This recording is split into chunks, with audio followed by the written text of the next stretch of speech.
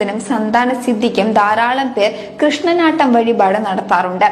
തുളസിമാല, താമരമാല, വെണ്ണ നിവേദ്യം, നെയ്വിളക്ക്, മഞ്ഞപ്പട്ട് ചാർത്തുക, പാൽപായസം എന്നിവയാണ് കൃഷ്ണപ്രീതിക്കായുള്ള പ്രധാനപ്പെട്ട വഴിപാടുകൾ.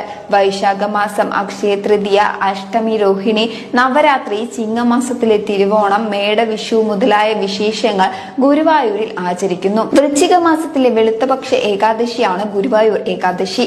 ഏകാദശി ദിവസം വ്രതമെടുത്ത് തുളസി ദളങ്ങളാൽ ഭഗവാനെ പൂജിക്കുന്നവർക്ക് കോടിയാകാനുഷ്ഠാന പുണ്യഫലം ലഭിക്കുന്നതാണ്. ഭഗവാന്റെ ദർശനത്താൽ ജീവിത ക്ലേശങ്ങളെല്ലാം അകന്ന് ഓരോ ഭക്തഹൃദയത്തിലും ആനന്ദം നിറയും. ഗുരുവായൂരിലെ മറ്റൊരു പ്രസിദ്ധ ക്ഷേത്രമാണ് നഗരത്തിന്റെ വടക്ക് പടിഞ്ഞാറ് ഭാഗത്ത് സ്ഥിതി ചെയ്യുന്ന മമ്മിയൂർ മഹാദേവ ക്ഷേത്രം. ഗുരുവായൂർ ക്ഷേത്രത്തിൽ നിന്നും ഏകദേശം 1 കിലോമീറ്റർ ദൂരെ സ്ഥിതി ചെയ്യുന്ന ഈ ക്ഷേത്രത്തിലെ മുഖ്യ പ്രതിഷ്ഠ പാർവതി ദേവിയെ ഇടത്തെ തുടയിലിരുത്തിയ സങ്കല്പത്തിലുള്ള പരമശിവനാണ്.